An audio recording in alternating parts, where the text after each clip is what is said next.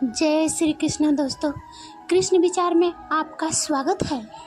श्री कृष्ण कहते हैं कि किसी बात पर हम जैसे क्रोधित होते हैं, हम सच का मार्ग छोड़कर अपने लिए प्रयास करने लग जाते हैं। अपने शरीर को स्वस्थ रखना आपका कर्तव्य है, वरना अपने मन को मजबूत और स्पष्ट नहीं रख पाएंगे। सच्चाई को अपनी ज़मीर बनाए, सच्चाई को अपना घर बनाए, क्योंकि दुनिया में इससे बड़ा कोई घर नहीं। ज़्यादा बात करने वाले कुछ भी नहीं कर पाते और कुछ करके दिखाने वाले ज़्यादा बातों पर यकीन नहीं रखते। अपना मन अच्छे कार्यों को करने में लगाएं, इसे बार बार करें, फिर आप देखेंगे कि आप खुशी से भर जाएंगे। इच्छाओं का कभी अंत नहीं होता। अगर कोई आपका एक इच्छा पूरी होती है तो दूसरी कोई और इच्छा जन्म ले लेती है। असली समस्या ये है कि आपको लगता है कोई काम करने के लिए आपके पास बहुत समय है। यदि कोई व्यक्ति ऐसा लक्ष्य नहीं खोज पाए जिसके लिए वो मर सकता है, तो वो जीवित रहने के लिए लायक नहीं है। संसार में कोई भी चीज़ कहीं भी अकेले मौजूद नहीं होती। हर चीज़ का संबंध तमाम दूसरों चीज़ों से होता है। अगर आपको मेरी तरह बांटने की शक्ति के बारे में पता होता तो आप कभी भी बिना बांटे हुए भोजन नहीं करते। अधिक सीधा होना भी ठीक नहीं है, क्योंकि सीधे पेड़ को अक्सर ही काट लिए जाते हैं और टेढ़े पेड़ों को छोड़ दिए जाते हैं। किसी के गरीबी देखकर रिश्ता मत तोड़ना, क्योंकि जितना मान सम्मान गरीबों के घर पर मिलता है उतना अमीरों के घर पर कहाँ। खुशी से संतुष्टि मिलती है और संतुष्टि से खुशी मिलती है, परंतु फर्क बहुत बड़ा है। खुशी थोड़े समय के लिए ही संतुष्टि देती है और संतुष्टि हमेशा के लिए खुशी देती है। सच्चाई की राह पर चलना फायदे की बात होती है, क्योंकि उस राह पर भीड़ बहुत कम होते हैं। कोहरे से एक अच्छी बात सीखने को मिलती है। जब जीवन में आगे की रास्ता ना दिखाई दे रहा हो तो दूर तक देखने की कोशिश व्यर्थ है। एक एक कदम चलते जाओ, रास्ता खुलता जाएगा। इंसान के दुख के दो प्रमुख कारण हैं। पहला, दूसरों से अत्यधिक अपेक्षा करना, और दूसरा, खुद को कम से कम बदलने की कोशिश करना। मैं हमेशा मासूम होने की कोशिश करता हूँ, लेकिन ये जिंदगी और समय प्रतिदिन समझदार बनाए जा रही है। हम क्या करते हैं इसका महत्व कम है, परंतु हम किस भाव से करते हैं उसका महत्व बहुत है। मीठी जुबान, अच्छी आदतें और अच्छा व्यवहार, अच्छे लोग हमेशा सम्मानित होते हैं। आप देखते हैं कि ईश्वर सिर्फ उन्हीं लोगों को मदद करता है जो कड़ी मेहनत करता है। अवसर और सूर्योदय में एक ही समानता है। देर करने वाले इन्हें हमेशा खो देते हैं। अच्छे व्यवहार का आर्थिक मूल्य भले ही ना हो, लेकिन अच्छा व्यवहार करोड़ों दिलों को खरीदने की ताकत रखता है।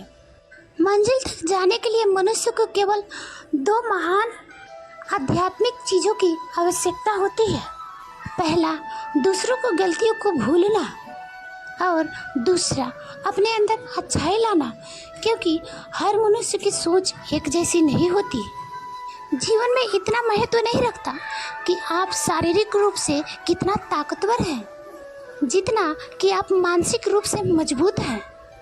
मेहनत वो सुनहरी चाबी है कि बंद दरवाजे की चाबी को भी खोल देती है। एक दिन तुम जागोगे और पाओगे कि उन चीज़ को करने के लिए समय नहीं बचा जो आप हमेशा से करना चाहते हो। इसलिए जो भी समय बचा है अभी कर लो। लोग आपके बारे में क्या सोचते हैं ये उतना महत्वपूर्ण नहीं है जितना कि आप अपने बारे में क्या सोचते हो ये महत्वपूर्ण है। जिंदगी के किसी मोड़ पर अगर कोई अहम फैसला करना हो तो हमेशा अपने दिल की सुनो। व्यक्ति अपने विचारों से निर्मित एक प्राणी है। वह जो सोचता है वही करना चाहता है। अपने जीवन को बदलने के लिए केवल आपको एक व्यक्ति की आवश्यकता होती है। और वह कोई नहीं बल्कि आप खुद हैं। यह दुनिया है जो आपको महत्व नहीं देती। जब आप किसी के ऊपर उपकार करते हो और फिर आप उस काम को बंद करते हो तो ये दुनिया आपको बदनाम करना शुरू कर देती है। आज आप टाल मटोल करते हो, इससे आप कल की जिम्मेदारियों से नहीं बच सकते। ये चीज़ें उन तक भी आ सकती है जो लोग सिर्फ और सिर्फ इंतजार करते हैं, पर उतना ही जितना कि कोशिश करने वाले लोग खुशी से छोड़ देते हैं। जब इंसान को कोई चीज़ बिना मेहनत के या आसानी से मिल जाती है तो वह उसका असली कदर नहीं जानता।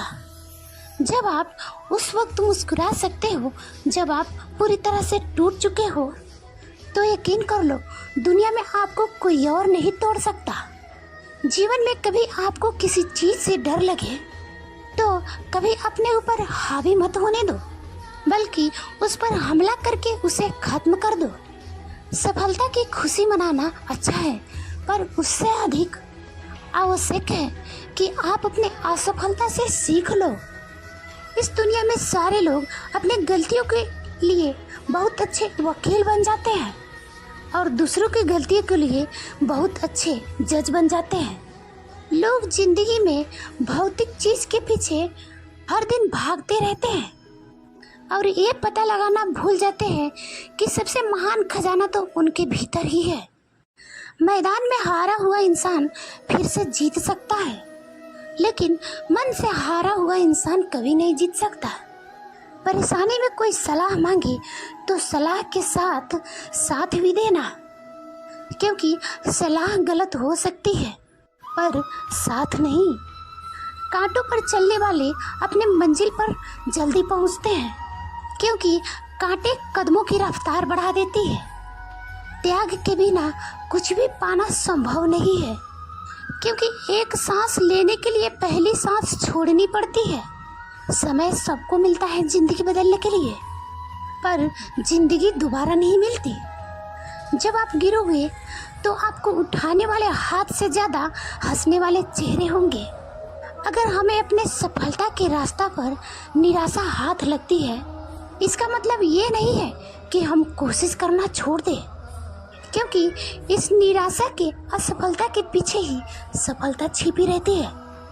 जब तक आपके मन में नाराजगी के लिए विचार पोषित होते रहेंगे, तब तक आपका क्रोध भी बना रहेगा।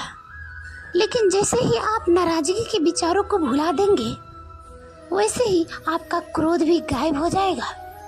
यदि 4 बातों का पालन किया जाए कि एक महान लक्ष्य बनाया जाए, ज्ञान अर्जित किया जाए, कड़ी से कड़ी मेहनत की जाए और दृढ़ मजबूत रहा जाए और मार्ग सही हो, तो जीवन में कुछ भी हासिल किया जा सकता है।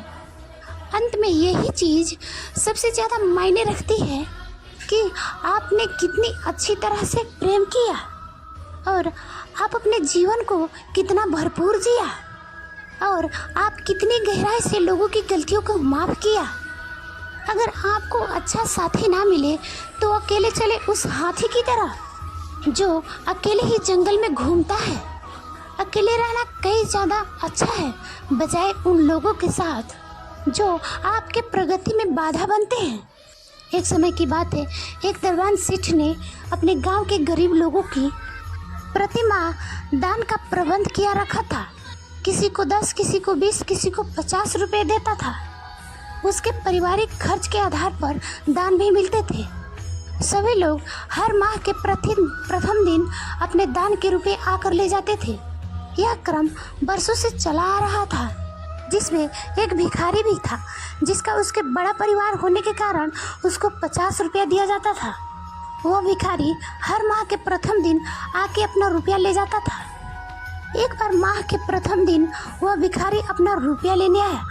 उस दिन सेठ के मुनीब ने कहा कि हिसाब में थोड़ा फेरबदल हुआ है, अब आपको 50 की जगह 25 ही दिए जाएंगे। यह सुनकर वह भिखारी बहुत नाराज हो गया। उसने कहा, क्या मतलब, मुझे तो हमेशा से 50 रुपये मिलते थे। बिना 50 रुपये लिए मैं यहाँ से नहीं जाऊँगा। 50 रुपये की जगह मात्र 25 रुपये देने की क्या कारण है? मुनीब ने कहा है कि जिन सेठ जी की तरफ से तुम्हें रुपए मिलते थे उनकी बेटी का विवाह है। उस विवाह में बहुत खर्च होने वाला है। उनकी एक ही बेटी है, लाखों का खर्च है।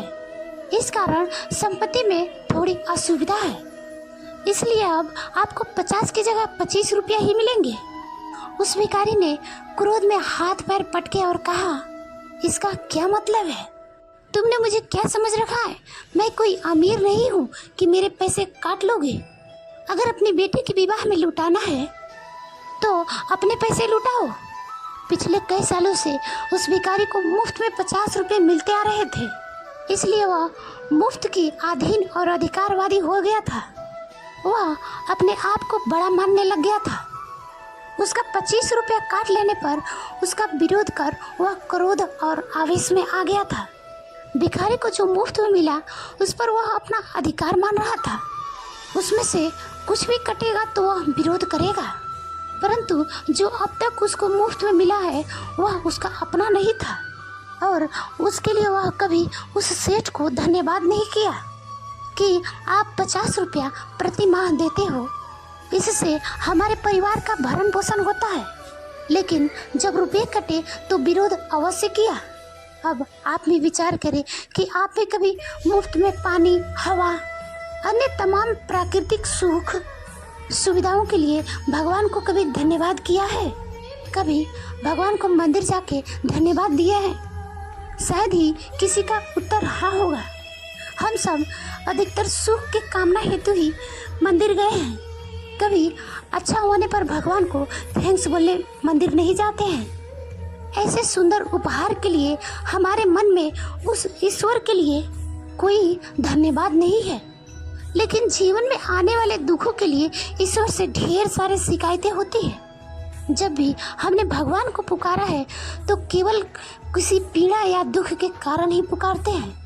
क्या आपने कभी धन्यवाद के लिए भगवान को पुकारा है? विचार अवश्य कीजिएगा और हमें कमेंट में बताइएगा। जय श्री कृष्ण। आज की वीडियो में बस इतना ही।